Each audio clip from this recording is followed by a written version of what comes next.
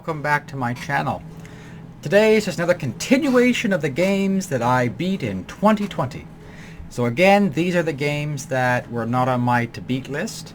I made a separate list and I'll link it somewhere in the cards where I talked about the games that I wrote down to complete in 2020. These are the games on top of that I beat this year. And I'm just kind of going through them and sharing my thoughts on some of them. So we'll just go right back in. This is a game that I really wanted to love. And it's part because I love the films and the TV series, and I love this type of genre of game. And that was Kung Fu Panda, the Showdown of Legendary Legends. It is obviously the Kung Fu Panda series, right? Po and Shifu and Master Oogway. I mean, I just love that sort of setting. I love that type of Kung Fu type, movies and animation. And it's a perfect game setup for doing a fighting game. And that's exactly what this Showdown of Legendary Legends is. It's pitting up all these fantastic Furious Five and Po and Master Oogway and all these famous masters like Master Rhino and things that you're going to play against and beat them up and use powers and kung fu and chi blocking and all this cool stuff. I was so excited.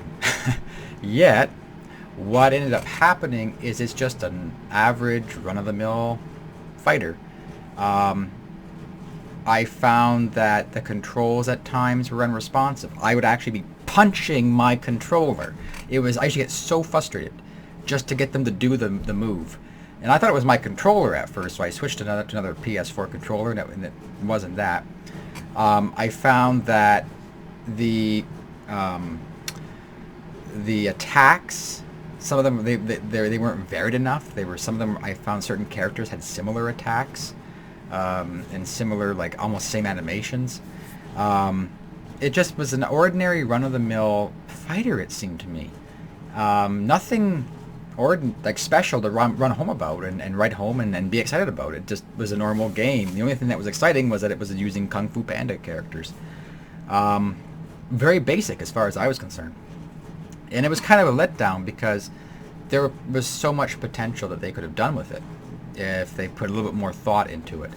So yeah, that was I mean, if you like fighters, which I do, it's one of my favorite ones to play, them and RPGs. You give it a go. You might like it.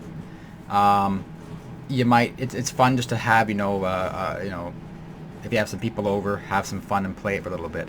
But yeah, other than that, though, it's just I'd say an ordinary meh kind of a title. The next one on my list is kind of a cheat, and that's Minecraft. Now, I have played Minecraft a lot, and I've played it mainly on PC. This one that I'm putting on this list is not for the PC, it's for the PlayStation 4. And my reasoning is that I've always played it sort of solo. There was one or two times I played with my brother-in-law on a server that he made. But in general, I usually just played on my own and beat the game that way and beat the Ender Dragons and all that. It was a good time. I had a good time with it. But this one I played with my sister online in a world on a server she had, and it was really fun. I really enjoyed it. It was perfect in a pandemic because you almost needed that sort of connectivity. And my sister and I, we don't live in the same city.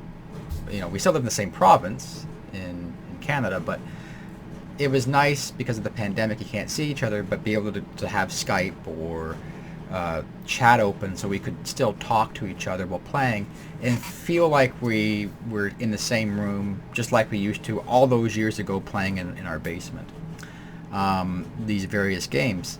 So that was nice and special.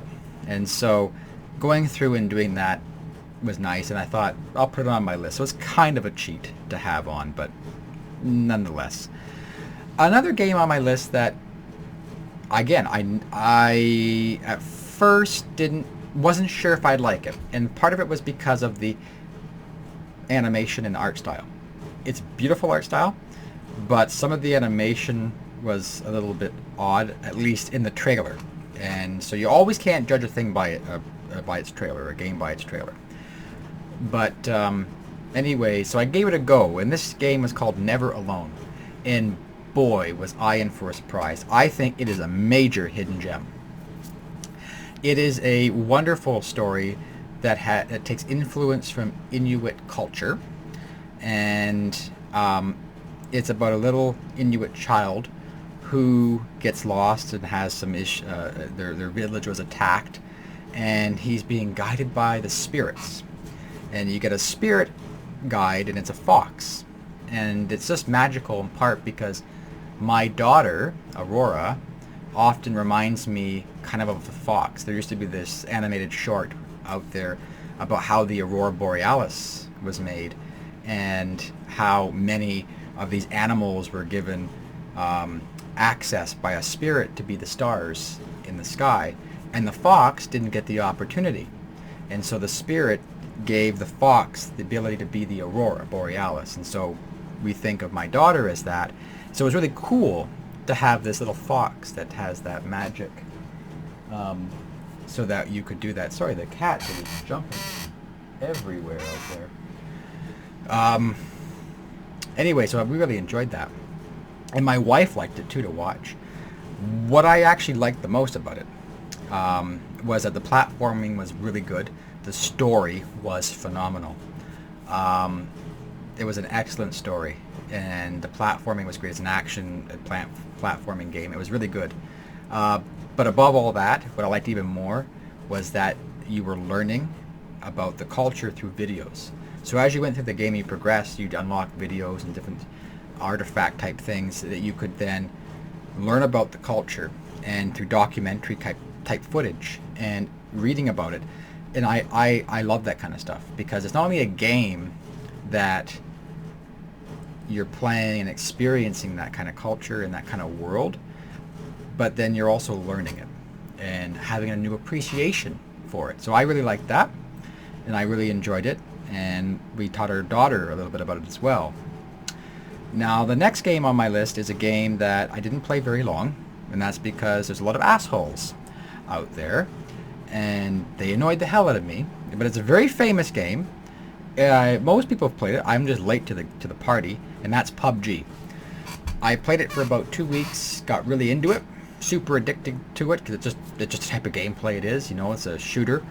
Everybody knows about PUBG. I knew about it for a long time, just didn't have time or feel that interested in to go into it. But again, it's 2020, why not?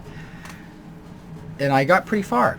I think I put about 20-ish hours into it, and then I started to get tired of dying from people who had huge weapon upgrades and armor that's just amazing, or some kind of bonus that I didn't have, and it started to become frustrating. In the beginning, you know, you accept it because you're learning, you're a noob, you're learning, you know, but after a while you start to go, okay, because I don't play to win. I don't like play to win games if you have to unlock loots and stuff, and I'm not 100% sure if PUBG is like that. I have a feeling it probably is, but you know, I don't like that kind of stuff, and it got frustrating, and it's no longer fun for me. So after that, I just stopped playing. Again, it's beautiful, fun game, addictive gameplay. I liked it. I just don't like how there's pay to win, and it doesn't seem fair to me that I have to pay more to play. I know, I think PUBG's free. I know I got it. It was on the PlayStation Plus membership thing, so I have no idea if you have to pay for it. But if you do, and you're doing loot boxes and stuff like that, that's ridiculous. I hate that kind of stuff. Microtransactions, I hate that, and do not support it. The next game on my list, which I don't even know what the developers were thinking with this one. It's called Star Wall, and it sounded fun. It sounded pretty cool to me. You're playing as like a neon type narwhal, which is, you know, a whale, and with a long tusk. And the whole point of the game is to go through the levels, and they have all these levels, but you can't touch the sides or any of the level itself. You have to stay within the middle. Kind of like Flappy Bird, right? You can't touch the walls or the sides of the level. And it would be great. This would be a fun game and a challenging game if the controls were tight. For a game like this, you need to have extremely responsive controls, and they must be tight controls so that you have utter control of your, in this case, narwhal. But you don't. And part of that's because the narwhal is all weird shape, and it has a huge tusk, and it feels like they weighted it funny. So like when you're playing, it's not level, it's like tipped. It's like this, and you're trying to keep them. It's just weird. It's a weird balancing act. And it makes it very challenging, especially later on in the levels. In the beginning, it's not as bad. But as you progress in the different levels, it gets more narrower and weird configurations. And it's just very difficult to get through, and in many cases impossible. I had to watch somebody play some of it just to see if on YouTube, and they even said how crazy this game can be and how difficult it is, and a lot of it's just luck and like lots and lots of practice. But even then, and this guy himself, he kept dying too. It's just because it's very weird, and I don't like games like that. Like, why would you make a game where it's so weird like that? I don't know. It wasn't a game for me. If it's your favorite game, it's a game for you, check it out. But for me, it wasn't. I didn't like it very much, and felt that it was kind of cheap in some of its aspects. Another game that I remember getting for the DS all those years ago from EB Games is SpongeBob SquarePants Plankton's Robotic Revenge. Now, I'm a big fan of SpongeBob. I love SpongeBob games. This is a good game. It runs just like a SpongeBob episode. You get to play as Patrick or SpongeBob or Sandy. And I really enjoyed it. You could upgrade different weapons, and I just liked it. It's a really great game. It's an action platformer. I really enjoyed it. There is some good music. There is some good levels. You know, at times there were some. I had a little bit of interesting jumping mechanics at times, but overall, really, really good. I did enjoy my time. Like, it's a short game, so it doesn't overstay its welcome. But no, I did enjoy it. It was quite enjoyable game. So that's that one. Another game that I played that again was for the DS was Yoshi's Touch and Go. Now, I again bought this at that sale. I can't find my cartridge at EB Games all those years ago, but you're playing the titular character Yoshi, and you're going through the levels, and you're using the DS or 3DS's touchpad. Now, I don't know if this is just my 3DS because it's been around a long time, or if it's the game. I don't know. But I found the touch controls kind of off. It's probably my game. It's probably, my DS, pardon me. But it was very odd because I would try to put in certain things to make Yoshi move or do things with Yoshi that I was for jumping and things, but it wasn't responding very well. So I think it's my touchpad because it's an older model and it's been around a long time. So I think that might have been it. But other than that, though, it's an okay game. Again, it's not a long game by any stretch of the imagination. So it's a game you could beat in like one sitting, and I did one evening while my daughter was sleeping. So it was from what I played of it, it was enjoyable. I did beat it. It was a good game overall. I thought it was not too bad. It's at least worth a try. The last game that I beat in 2020 is a very interesting game.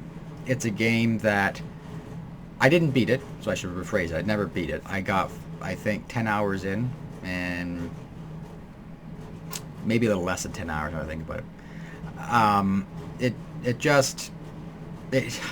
didn't, I felt bored. And a game like that, if you're playing a game and you feel bored at some point, that usually means you should probably stop pretty soon. and I just kept feeling bored. I think I started feeling bored like maybe 2 or 3 hours in, and it just kind of kept going, and I was trying to push myself to beat it. That's not the way to go. And there's more interesting things to do with my time. So, and this game was Zombie U, and I played it on the PlayStation 4 because they released it. It used to be a Wii U exclusive, and then they released it on other platforms. And there was a time in gaming history where zombies were the rage, and everything had zombies, or they were added on in DLC and whatever. And in the beginning, I liked it.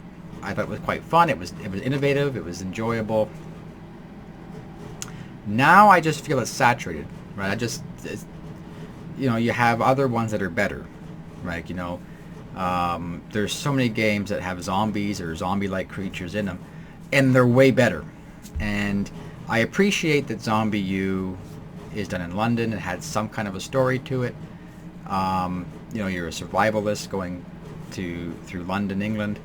I don't know. While I was playing, I felt like I had done this before. Like, I have gone through this similar type of thing, and that wasn't fun for me. I don't know. I just didn't feel like it was fun, and so I stopped playing it. And if that's your favorite game, I'm really sorry. Again, but I don't know. I think I just have zombie fatigue. And I just didn't see that there was anything unique to it very much, other than some of the story elements. But yeah, so those were my list of games that I completed, and I think in total it's like 40 or 41 games, and that's pretty amazing because I don't usually get that many beaten in a year. My average is usually like 10 to 15. So this has been an amazing year for gameplay, and part of that's because of the pandemic, having nothing to do, being at home, can't go anywhere, being depressed about it, missing family, and wanting some nostalgia. And some of these games fit a lot of these boxes, and yeah, so I'm glad I got to get these off of my backlog. So again, if you made it through this video, thank you so much. Thank you for the support. Like, subscribe, comment, all that stuff. And please, again, have a safe and wonderful day. Take care, guys.